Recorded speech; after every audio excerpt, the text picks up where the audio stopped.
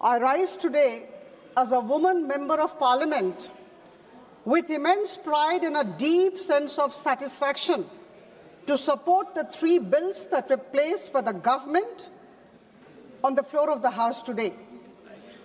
The Constitution 131st Amendment Bill 2026, the UT Laws Amendment Bill 2026 and the Delimitation Bill 2026. Madam, these bills are historic by nature and they are long-awaited steps towards fulfilling the aspiration of half of the country's population. And for that matter, I think we all should remember that these bills are here for reshaping and restructuring our democratic journey. अध्यक्ष महोदया, इस पवित्र सदन में मैं बहुत जिम्मेदारी के साथ खड़ी हूं। विषय केवल 3 विधायकों को पारित करने का नहीं है। विषय देश की आधी आबादी के सम्मान का है, उनकी मर्यादा का है और उनके उज्जवल भविष्य का है।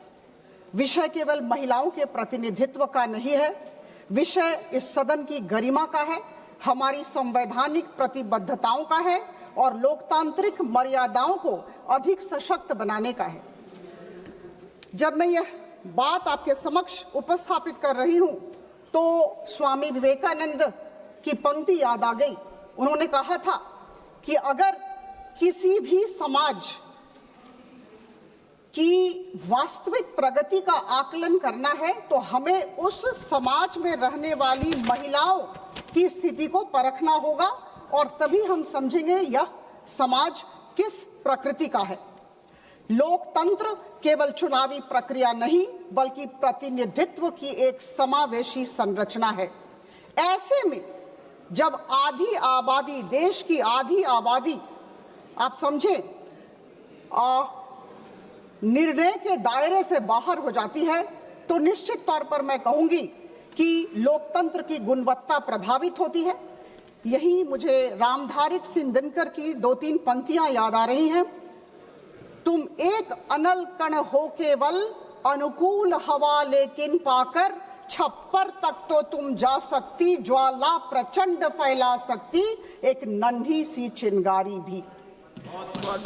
आदरणीय प्रधानमंत्री श्री नरेंद्र मोदी जी के नेतृत्व में लगातार 26 मई 2014 से जब से उन्होंने इस देश के प्रधानमंत्री पद का कार्यभार संभाला और अब तक महिलाओं के लिए, उनके सर्वांगीण विकास के लिए देश में एक अनुकूल वातावरण बनाने की तैयारी की जा रही है और इस बात को हमें मानना होगा और समझना होगा। हमारी नीयत साफ है, नीति स्पष्ट है और नेतृत्व बहुत सुदृढ़ है। The government of our Prime Minister Modi has been able to translate 27 years old promise into reality. Madam Chairperson, you were present and I was present in 1996, that particular midnight when we passed the Nari Shakti Vandan Adhiniyam. After 27 years, the women of this country waited and this great event had happened, that historic moment. This has left an indelible imprint on my mind. Since 1996, the Women Reservation Bill had remained a symbol of unfulfilled aspiration, and today we can proudly say that this particular house and the other house, the parliament has taken a decision that 33% of the seats in the Lok Sabha and in all the state assemblies and in the National Capital Territory of Delhi Assembly would be reserved for women. This is a great achievement of the government of Prime Minister Modi, and I can say that this is an achievement of all of us who contributed wholeheartedly to taking the right kind of decision.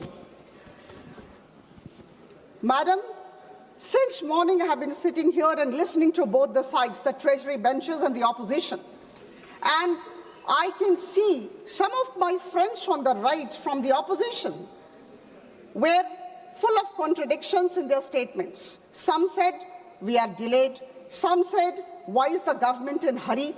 Now, in 2023, September, we passed. In 1996, September, the then Prime Minister Devgowda ji had brought it, and for some reason or the other, I'll come to it later, in fact, we could not pass. And I think I don't want to be repetitive. We could not pass the bill. In governance, there are only two words, either yes or no. Either we do it or we don't do it. And the other governments did not do. The government of Prime Minister Modi did it. There was a big yes in the midnight of September 2023 when we passed the Nari Shakti Vandan Adhiniyam. Now today, two statements coming, delay or not delay. Now the question is, the government wants to implement this bill. This is high time. The women of the country cannot wait. And for that matter, all of us have gathered together to deliberate on the provisions of the three bills. In 24, the general elections came, and there is sufficient reason to say that the census and delimitation exercises could not have taken place at that point of time. So I think this is absolutely understandable why the government was not able to implement the thing immediately after 2023, because census and delimitation are big exercises. And now, let me tell you, the government is very keen that it should be implemented, and I think this is the right time when we all gather together and actually support the bills, because we want our women, 273 women, to be seated in this Lok Sabha. Madam Chairperson, it is pertinent to mention here that the three bills will facilitate the process of delimitation. Now here, at the cost of being repetitive, I would like to say that in 1971, the census had taken place. In 1976, on the basis of that census, the delimitation took place. The allocation of seats were done. The territorial jurisdictions of the constituencies were finalized in the year 1976 by the then Delimitation Commission. Now we have to understand, after a passage of 50 years, this government, the government of Prime Minister Modi, is revisiting the allocation of seats, and it has told very categorically, very convincingly, that there would be 50% increase in the number of seats which are there with the state assemblies and in the Lok Sabha and in the state assemblies. So this is amply clear that we are not going by the census 2011 figures to decide on the allocation of seats. I think this has to be kept in mind. This is just 50% increase, 50% addition to whatever number of seats that we have. And we have heard our Honorable Home Minister and our Honorable Prime Minister in the morning. Now, there are a couple of features all of us are aware of, but please allow me a couple of minutes to dwell on the features of these three bills.